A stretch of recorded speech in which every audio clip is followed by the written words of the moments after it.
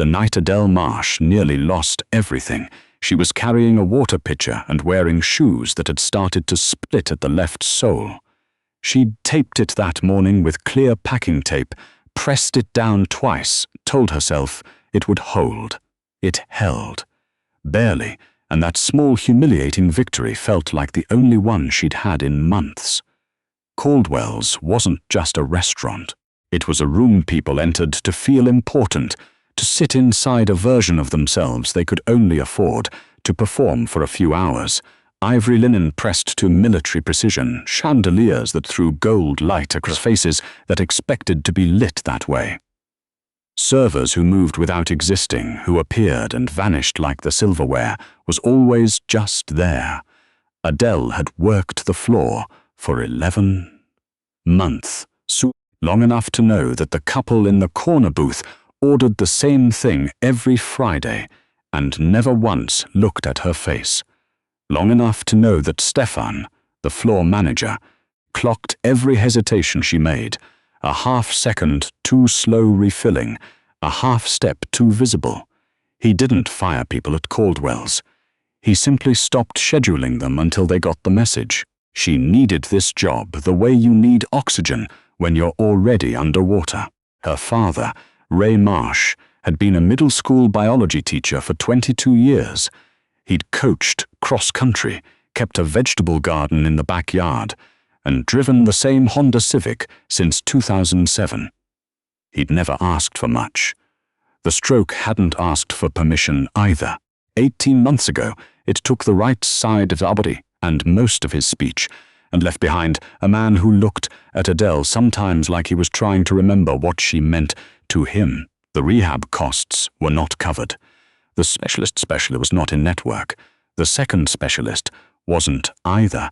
Adele had been 2 semesters from finishing her biochemistry degree at Georgetown when she came home. She didn't think of it as sacrifice. She thought of it as math. Someone had to be there. She was the someone. She'd found Caldwell's through a friend of a friend who said the tips were exceptional if you kept your head down and your uniform spotless.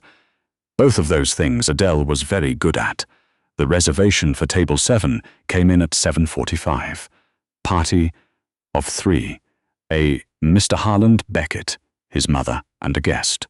Adele had heard the name before, in the way you hear certain names in Washington. Not loudly, but constantly, like a frequency underneath other sounds. Beckett Capital, infrastructure development. The kind of money that didn't announce itself because it didn't need to. Harland Beckett was 38, recently featured in a business journal for a waterfront development project that had either saved or destroyed a Baltimore neighborhood, depending on who you asked. He arrived at 8:02 with a woman on his arm who walked like she was already being photographed. Tall, angular, a dress the color of slate. Her name, Adele would learn later, was Sylvie Forrest, Harland's fiancée of 14 months. She had the particular quality of someone who had learned to smile at the right moments without it reaching anywhere it wasn't supposed to go. The third member of the party came through the door a step behind them, older, smaller. White hair pulled back with the kind of simple elegance that doesn't come from trying. She wore a cream-colored blouse and held her clutch with both hands in front of her, the way people do when they're navigating a space that doesn't quite belong to them. Her name was Margaret Beckett. She was 71 years old. She was Harland's mother, and within 30 seconds of watching her move toward the table, Adele noticed something. It wasn't obvious. Most people would have missed it. Margaret didn't turn her head when the maitre spoke beside her. She watched his mouth, just for a moment, just a flicker, with that particular focused intensity Adele knew well, the way her fingers rested on the tablecloth once she sat, not at ease, but watchful. The small, controlled adjustment when Sylvie spoke to Harland across the table, and Margaret's eyes moved a beat too late to track the conversation. Adele had grown up with her Uncle Paul, who had lost most of his hearing to bacterial meningitis at 43. She had learned alongside him how to lip read, not perfectly, not professionally, but enough. Enough to recognize someone else doing it. Margaret Beckett was deaf, or close to it, and no one at that table seemed to be doing a single thing about it. She watched Sylvie lean toward Harland and murmur something, watched Harland nod, watched Margaret smile at the exact same moment, a smile that wasn't a response to anything, a performance of inclusion. The kind of smile you make when you know you're being watched, but you've stopped understanding what's happening around you. Adele felt something tighten in her chest. She took the table's order. She addressed the specials to Margaret directly, facing her fully, speaking at a clear and measured pace. Margaret's eyes sharpened. She ordered the halibut and nodded once, a precise, deliberate nod, and something passed between them that had nothing to do with fish. Sylvie watched this exchange with an expression Adele couldn't quite categorize. Not irritation, not concern, something closer to notation. The trouble started at 9:15. Adele was at the service station when she heard Stefan's voice, low and controlled, with the particular flatness he reserved for corrections. Miss Marsh. She turned. He was standing 3 feet from her, arms folded, watching table 7, with something like professional disappointment. "You're hovering. Table 7 doesn't need attention every 4 minutes. "I wasn't hovering," Adele said. "Mrs. Beckett needed the breadbasket repositioned. She couldn't reach. She's a grown adult with a functioning right arm." Stefan's voice didn't rise. It never rose. That was almost worse. "You are not the caretaker," she went back to her station. But she kept watching. Harland Beckett had the distracted energy of a man who lived between phone calls. Twice during dinner, he stepped away from the table. Once for 10 minutes, once for nearly 15. Each time, Sylvie remained with Margaret. Adele noticed during those absences that Sylvie didn't speak to Margaret at all. She looked at her phone. She touched her water glass. She rearranged the silverware beside her plate. Margaret sat very still, her hands folded, her face composed in that particular, dignified way of someone who has learned not to show how alone they feel in a crowd. The third time Harland stepped away, a call that had him moving toward the restaurant's private alcove near the bar. Adele was refilling the water at the adjacent table. She heard Sylvie's voice was quiet and directed across the linen, clearly not intended to carry. She doesn't understand half of what happens at these dinners anyway. It doesn't matter where she sits. The woman she was speaking to was a colleague she'd waved over from the bar, someone in a green blazer who laughed softly and said, "She's sweet though, she's a burden," Sylvie said. "Harland just can't admit it yet." Adele didn't move. She finished the water. She set the pitcher down. She was very careful about her face. Back at the service station, she stood with her hands flat on the counter and breathed once, slowly, through her nose. Ray Marsh. She thought of her father in the rehabilitation center on Tuesdays. The way he worked the foam ball with his right hand for 20 minutes, without stopping. The way he sometimes looked at the doorway before she arrived, like he'd already decided she wouldn't come. She thought of the medical billing coordinator who'd called last Thursday with the tone of professional pity she'd learned to recognize on the first syllable. She thought of the packing tape on her left shoe. She didn't have the luxury of consequences, but she also had eyes. It happened by accident, or at least it began that way. Margaret Beckett, waiting alone at the table while Harland remained on his call, and Sylvie had excused herself, reached for her water glass and knocked it. Not dramatically, just a small tip, not enough to spill, but enough to unsettle the glass toward the table's edge. Adele was 2 steps away. She caught it before it went anywhere. Margaret looked up, and Adele, without thinking, or maybe thinking clearly for the first time all night, brought her hands up and signed, simply, "Are you all right?" The change in Margaret Beckett's face was something Adele would not forget. Not the gratitude, though that was there. Not even the relief. It was the recognition, the sudden, almost physical release of a woman who had been holding herself very carefully together all evening and had just been handed something real. Margaret's hands moved. Her signing was fluid, practiced, the signing of someone who had lived inside the language for years. "You know ASL." Adele's was slower, rustier. "My uncle." "I'm not very good." "You're better than anyone else in this room." Margaret signed, and her eyes were steady and warm and a little fierce. They were still in the middle of this. Margaret asking something about the halibut, Adele laughing silently and signing something about the lemon butter, when Sylvie returned from the powder room. The silence at the table shifted. Adele registered Sylvie's stillness before she registered anything on her face.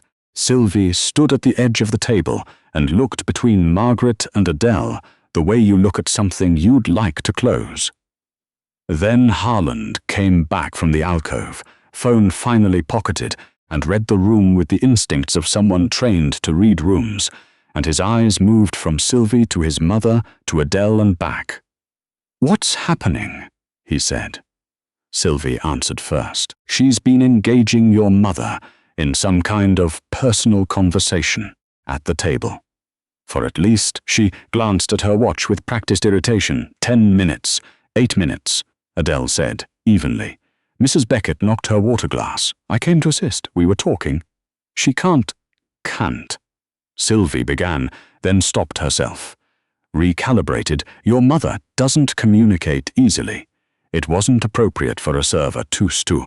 She communicates perfectly well," Adele said. She kept her voice neutral. She held Sylvie's gaze, not combatively, just steadily, the way you hold a door open, even when someone is trying to push it shut. "She signs. I sign. We had a very clear conversation." Harland was looking at his mother. Margaret had her hands in her lap. She was watching him, and then, slowly, she raised her right hand and signed something. Not to Adele. To him. Harland's jaw tightened. It was the only visible thing. He looked at Adele. "What did she say?" "She said." Adele hesitated only for a second. "She said she's had a lovely dinner, and she asked if you'd sit with her for dessert. Just you." Something moved across Harland Beckett's face that was difficult to name. Something that might have been the specific shame of a person who has been very busy for a very long time. He sat down. Sylvie found Stefan 14 minutes later. Adele was at the service station refilling a bread basket when she saw them in conversation near the host stand.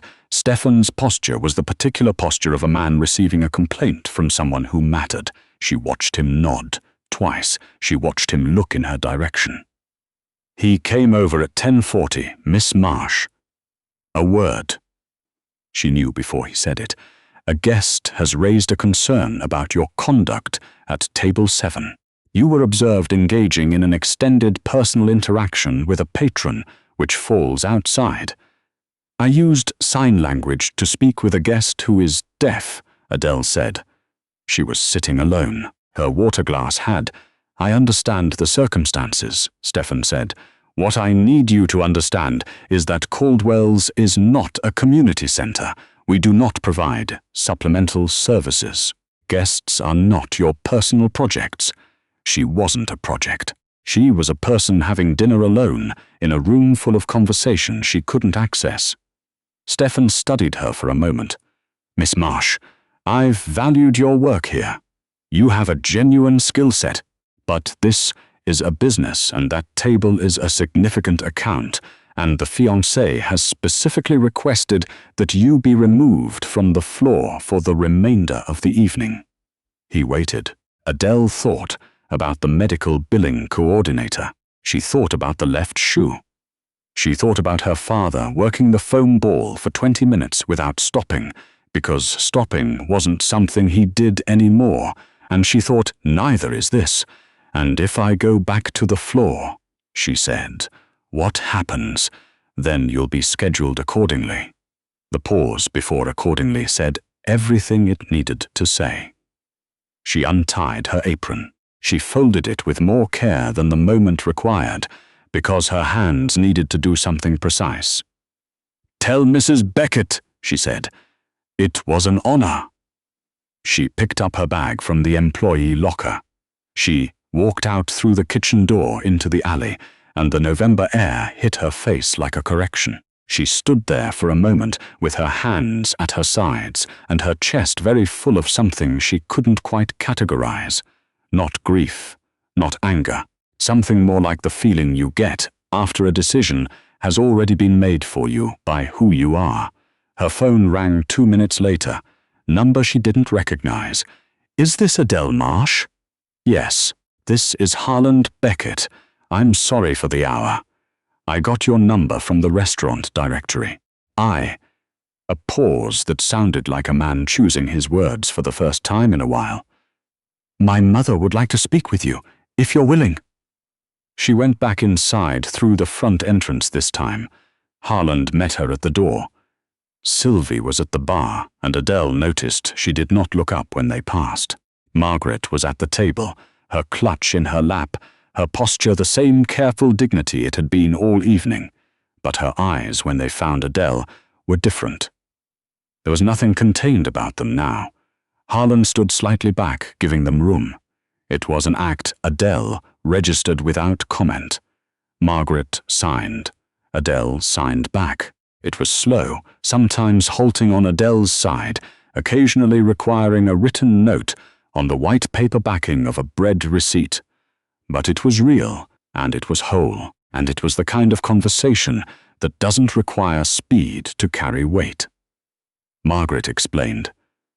Over the course of 20 minutes, with Harland watching and gradually leaning forward and eventually pulling his chair around to see what the last 2 years had been. She had lost most of her hearing to progressive nerve damage. Gradually, then faster, she had not wanted to burden Harland with the full extent of it. She had tried to manage. She had tried to keep up. She had started to feel. At events like this, like she was watching life through glass, present in body, absent in fact.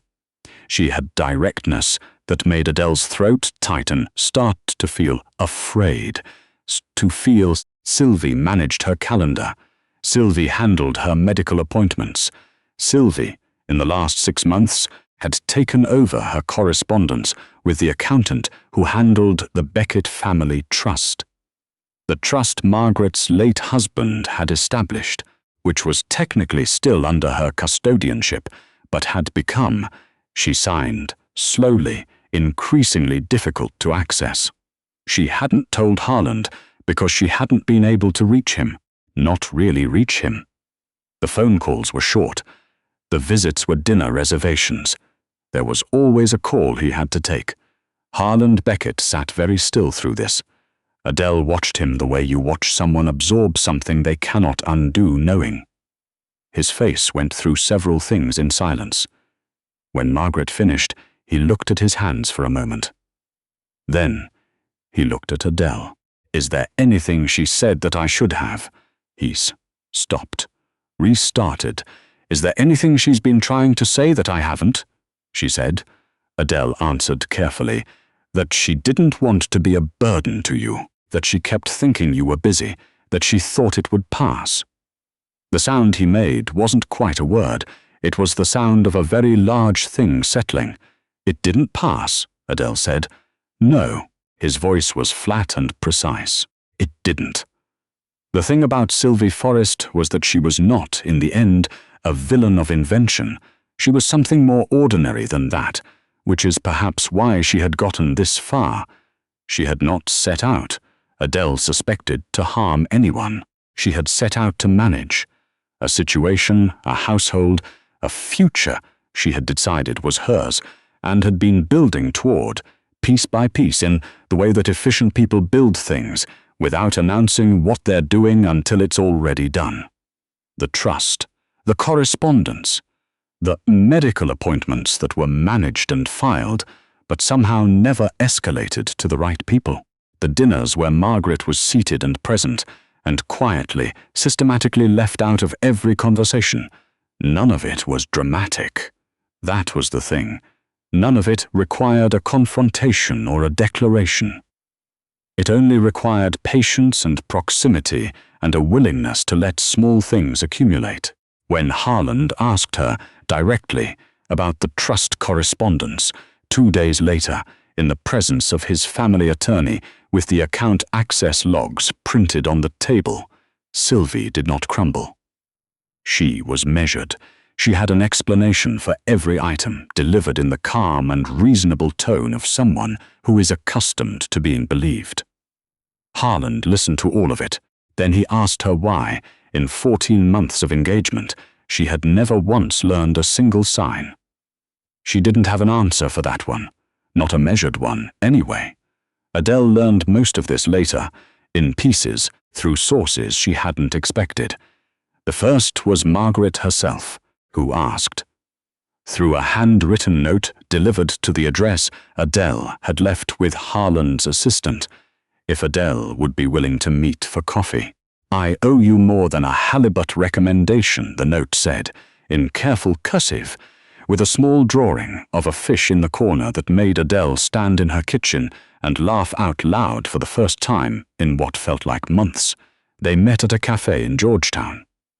Neutral ground, Margaret had suggested, near where Adele had gone passing, which Adele had mentioned in passing and Margaret had quietly remembered. Over 2 hours and 2 pots of tea, Margaret Beckett turned out to be a woman who had lived a large and careful life. She had been a court interpreter for 30 years. She had raised Harland largely alone after his father's death. She had opinions about tidal architecture and the novels of Marilyn Robinson and the superior ice cream of the upper Midwest. She signed with a precision and expressiveness that made Adele's self-taught, uncle-taught ASL feel simultaneously inadequate and, somehow, enough. Margaret asked about Ray, Adele told her. Margaret nodded in the way of someone who recognizes a particular weight.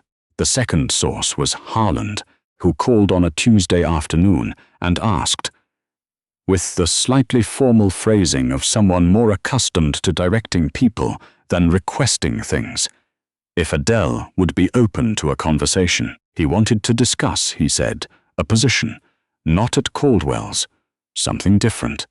He had been looking, he explained, at his mother's care situation.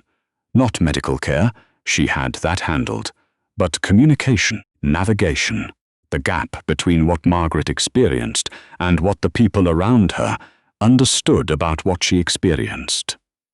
He had been thinking, in the 2 weeks since the dinner, about how that gap had widened without his attention and what it would take to close it.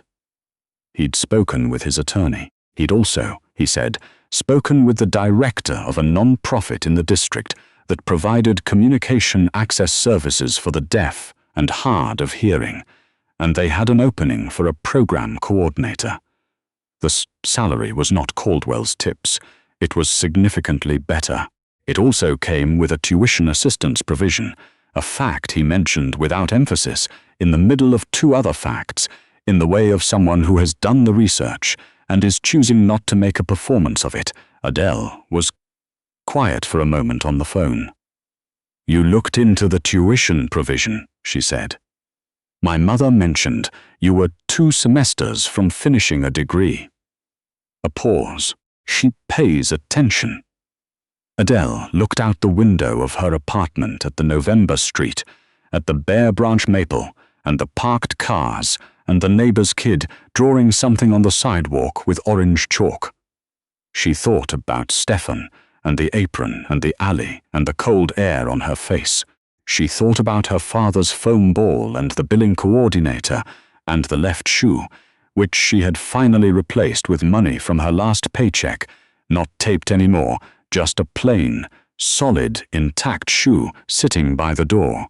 When would the position start? She asked. Ray Marsh learned to use a tablet application the following spring. It wasn't ASL. It was a text-to-speech interface, blocky and imperfect, with a 12-second lag that drove Adele mildly insane.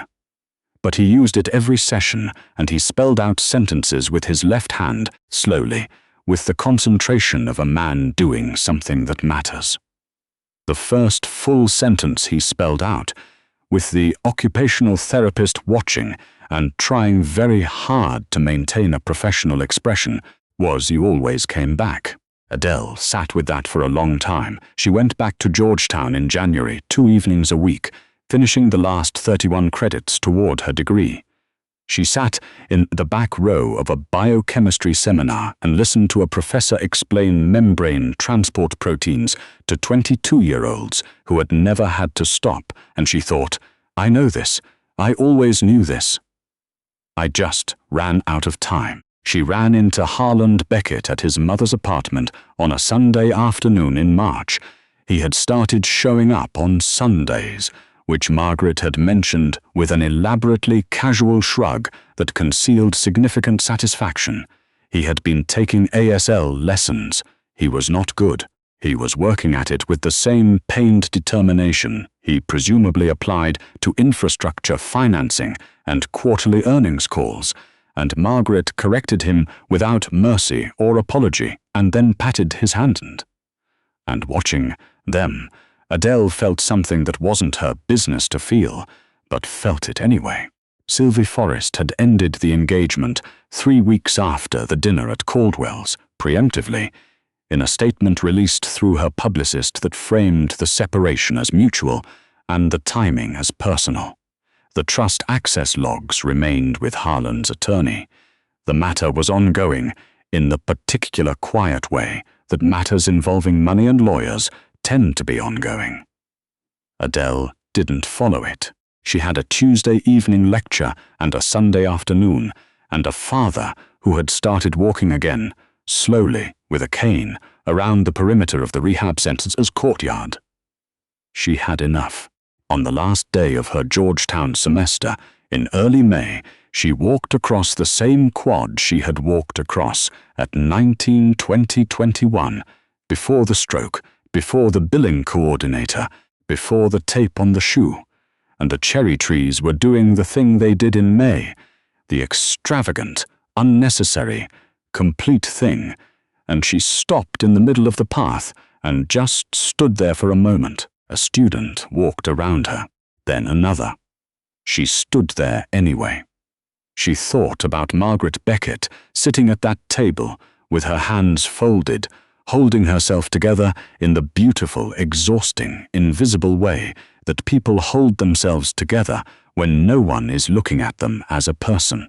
She thought about what it costs to be in a room full of conversation you can't access, and to keep showing up anyway, and to keep the smile ready, and to keep waiting for someone to just turn and face you. And she thought about how sometimes that person is a woman in split-soled shoes carrying a water pitcher, and how you can't plan for that, how you can only be ready to recognize what you see when you see it, and to act, not because it's strategic, not because there's something in it, but because you were raised by a man who drove a 2007 Honda Civic and kept a vegetable garden and taught 7th graders about the mitochondria for 22 years. And that man taught you, before he ran out of words, that a person's dignity is not contingent on what they can offer you in return. The cherry blossoms came down in the wind. She let them. Then she picked up her bag and went to her last lecture of the semester, and afterward she called her father, and when he answered, slowly, the tablet lagging, the words arriving in pieces, she read them one at a time and did not rush him, and listened like she had all the time in the world, because for the first time in a very long time she almost did.